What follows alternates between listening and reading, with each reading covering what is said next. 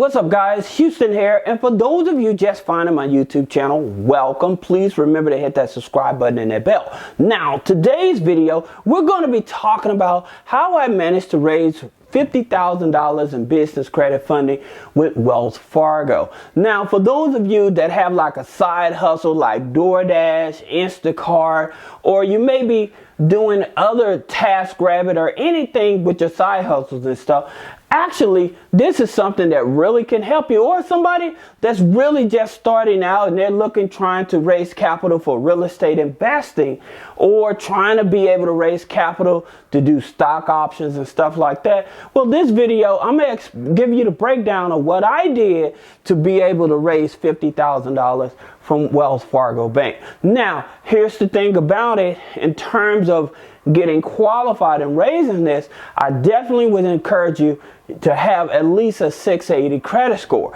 However, if your credit score is lower than that, we're going to talk about that as well. As a matter of fact, here's some things that I really want you to do.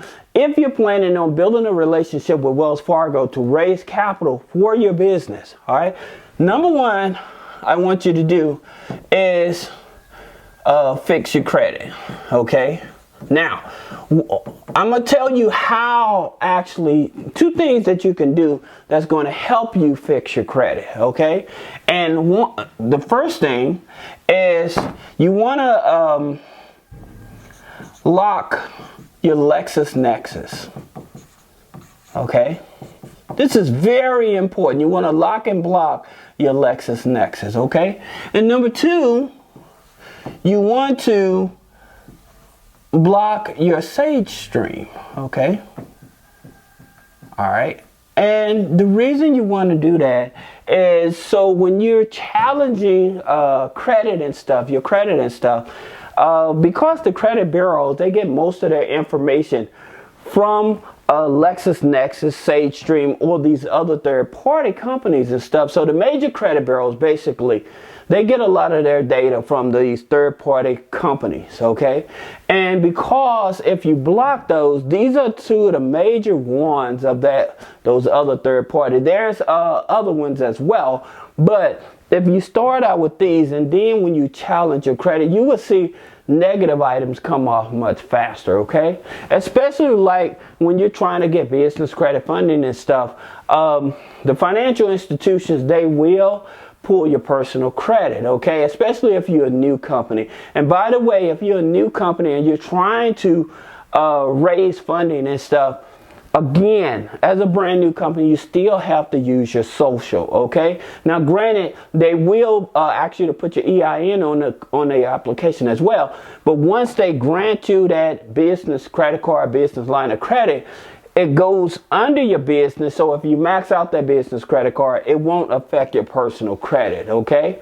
So those are some of the things you have to understand. But building a relationship with Wells Fargo, this is what I did, okay? So here's what I did. I opened up a personal account and a business bank account, all right?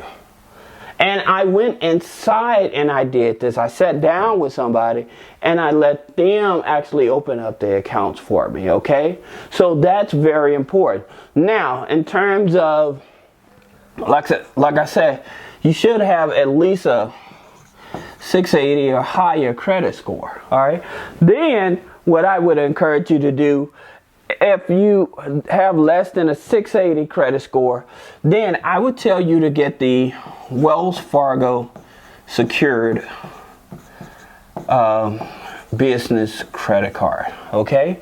Now, understanding that in terms of who this card reports to or whatever, the thing about it, again, you're building a relationship. So if you have a business bank account, personal bank account, business bank account, Wells Fargo secured. So what it is you're building a relationship with Wells Fargo, okay? And by you building a relationship with Wells Fargo, the more accounts you have with them, the higher your chances is to be approved for higher limit credit cards and business lines of credit. Now, I would tell you Do not go for business loans. Stay away from business loans. Now, in terms of business lines of credit, we're going to talk about that because you don't want to jump right into business lines of credit. That's a no-no. Okay? So, here's the thing about it. Now, with Wells Fargo, they more likely are going to pull your Experian. Okay? So make sure that your Experian credit score is a pretty decent. And make sure that this is your danger zone, okay, of inquiries, okay? So on each credit bureau, you want to make sure that you're in between this. Do not go over this threshold because you're increasing your chances of denial for a business credit card with Wells Fargo. Now, here's the thing about it. Going back to Sage Stream and Lexus Nexus, like some of these hard inquiries, and I would tell you this, if you have hard inquiries for accounts, you already been approved. Now, depending on how old they are, you may not want to challenge them, especially if they're fresh accounts. Now, do people remove hard inquiries off of accounts they just been approved for and still keep the account? Yes. However, you are taking a risk, so I would not do it. Okay. So if I were you, if they were hard inquiries and say that if they was maybe about 9 months or older, then and I got accounts with them, then I would probably challenge those. But in terms of a new account that you just opened and got approved for, I would not challenge that inquiry just to stay on the safe side. Like I said, there are people that are doing it, but again, it's a 50-50 because some people that have challenged, they end up having their files locked and losing the account. So that's the reason you don't want to do that. All right. Now, once you open up your business bank account and your personal bank account, this is what I would do. All right. So you have that, and then you have your secured. All right. So I would probably put money on my secured bank account, and then I would transfer it over to the business account, or put money in the business account and transfer it over to the Wells Fargo business credit card and pay my expenses. All right. Now, if you have a job, here's another thing that I would do. I would take a portion of my income, say between $25 to maybe $100 a week, and I would constantly make deposits into my business bank account. All right. Also, another thing you can do is, if you have a job, maybe having some of your income streamlined over to your Wells Fargo personal account, and then transferring that money over to your business bank account, and then using that money to fund your Wells Fargo secured business credit card. Okay, so this is just some strategies I want you all to understand. Now, here's the thing about it. If you have, like I said, below a 680, then this is what I would do. I would add an AU. Okay. I would add an AU or two, 1 to 2 AUs. Okay. You don't have to overdo it with the AUs. All right. It's not necessary.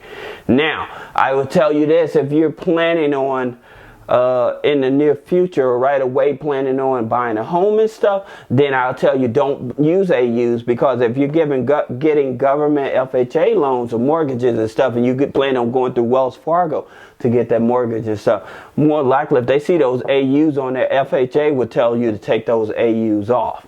Okay, so that's the reason you don't want to do that. So just keep that in mind. But in terms of helping you build up your credit so that you can get access to this $50,000 business credit funding, again, with the business cards, like I said, what I did, I opened up the business bank accounts, and then when I did that, they gave me, and I used both of my companies as well. So I have 3 companies, but I opened up accounts with 2 of my companies. And so what they end up doing is, the first company, they gave me, it was $5,000, right? And then this, on a credit card. So then they gave me $7,500 on the other. That's only $12,000, right? But after 6 months, they gave me another $35K. Okay? So you got 35 and 12, that's only 47. However, they did increase one of the companies to 15 on a credit card, right? So they did go up another, what are we looking at? Another 750, okay? So that gave me that at what, 54.5 with Wells Fargo. And so this 35K, it was a business line of credit. But here's the key to this, is that I was taking money from my PayPal account and I was transferring the money from, so this is what, I was making money in my business and I was transferring money of, the money would be paid to my PayPal account, okay? So by my money being paid to my PayPal account, right? So this allowed PayPal to give me money without actually pulling my credit as well. So they gave me $30,000, okay? Because I'm constantly having transactions going on, right? So PayPal gives you, I think it's up to 35% of your revenue that's coming into the business. So they gave me $30,000, all right? So they gave me $30,000.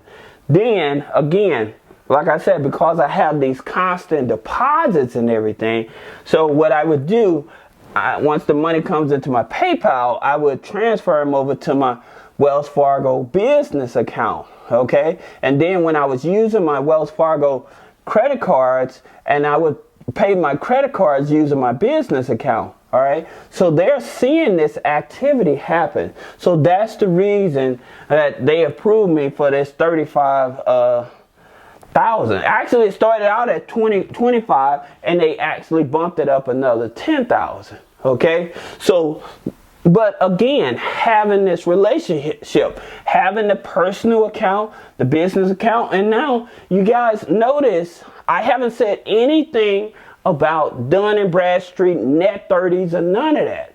That's what I'm continuing to tell people.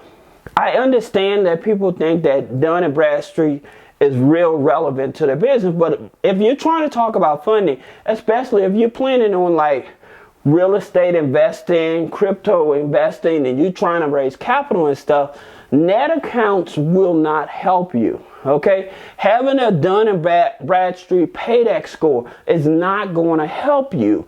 It's all in a matter of you building a relationship with financial institutes that helps you actually be able to give you more capital, okay? So that's the reason that I continue to tell you guys, if I'm going to be building my business credit, getting business funding, I would actually build a relationship with the banks, okay?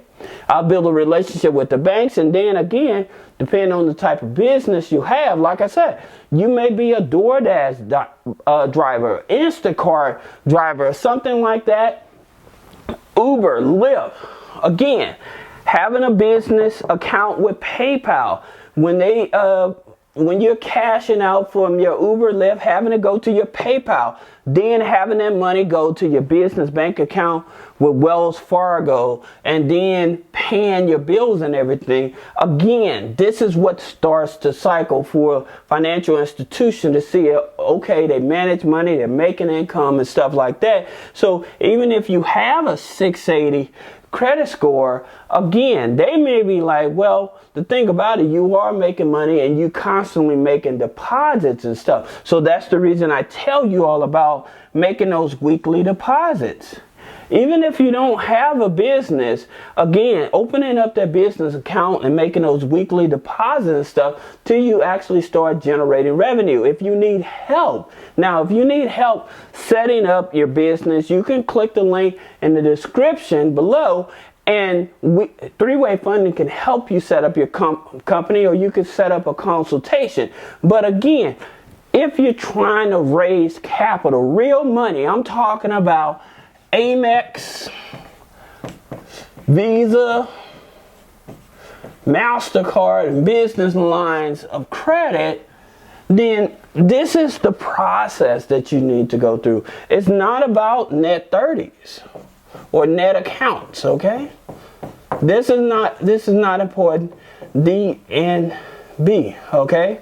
Now, does Dun & Bradstreet have a place with helping build business credit? Sure. If you're a company like a janitorial type of business, or you like have a food truck or a restaurant or something like that, then Dun & Bradstreet would definitely be something. But like if you say that you're a marketing company, or you're driving as a independent contractor or something like that, and you just need funding to buy real equipment and stuff, then this is the way that you want to go, okay? So please understand that Dun & Bradstreet does have a place. Net 30s does have a place. But in terms of building a relationship and doing it directly, then following these steps will get you there faster. So this is Houston with three-way funding. If you have questions, again, click the link in the video, set up a consultation so that we can actually set your company up the right way. So this is Houston with three-way funding. Please remember to comment, like, and subscribe. Thank you.